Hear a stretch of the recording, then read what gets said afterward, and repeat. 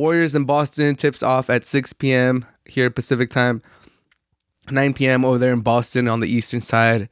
And the Celtics are playing for their lives. This is a elimination game. The Warriors could clinch it tonight.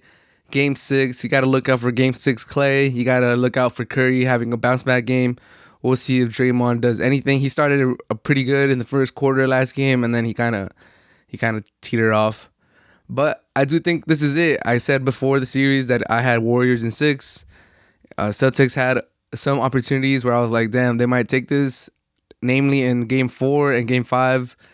Game 4, they were the better team for most of the game, and they just couldn't build that lead. They couldn't break the game open. Game 5, it was just like, come on, dude. Curry's having a real bad game, and you guys are not taking advantage. Like, that's just a gut punch. I think the Celtics are not going to show up today.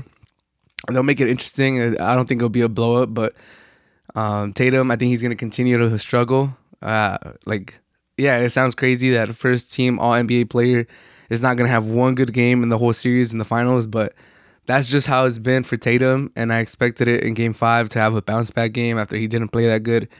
In Game 4, he had a lot of turnovers. He had a decent amount of points. It's more or less the same with the Celtics.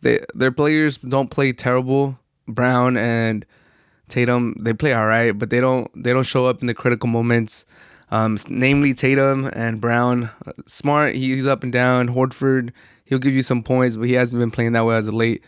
But Tatum and Brown really need to step up, and they just haven't. They're too loose with the ball, too many turnovers, and it's just killer. It's killer when you're playing the Warriors, and they have players that could go off.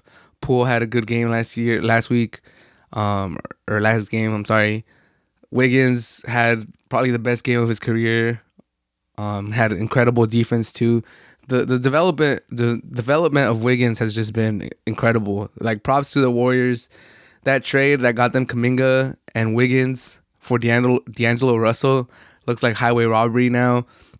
I remember at the time, even I was criticizing them. I thought they should have packaged their pick plus D'Angelo Russell for a star, but I guess they know better.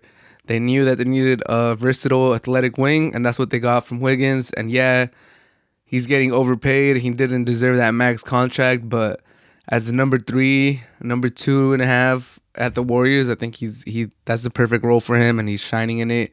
And he's really displaying all his talents. Like, he could really just showcase his athleticism, and he's a bucket. You can't deny that. Wiggins is a bucket. He's always been a bucket. He's a natural 20 points per game scorer, and he's having a great finals. I don't think he's gonna steal the finals MVP. As much as I would like him to take it away from Curry, because that'd be funny. I don't think he will, unless it goes 7 and Curry just doesn't play good. Game 6 and Game 7, and Wiggins just continues to play at this level. But like I said, I think the series ends tonight. The Celtics had enough chances in Game 4 and Game 5 to take control of the series, and they just didn't. And I think it's time. It's over. It's over today. I don't think they'll go back to San Francisco. Tatum, the only way is coming back to San Francisco is if both Tatum and Brown have good games. And that the Warriors defense is just too good. They've been good the whole season. They have players that could put the clamps on you. They play good team defense. Everybody hustles. That's one of the things that's distinguished the Steve Kerr Warriors, is that everybody tries, everybody runs, everybody rotates. Even Curry, who's not the best defender, you can see that he's always putting in effort. He's always having the hand raised up. He's running around everywhere. Yeah, he might not have the frame to be a great defender, but he's always running around. He's always switching. He's always communicating.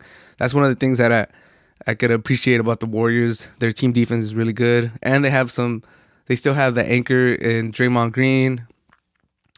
They have Gary Payton II.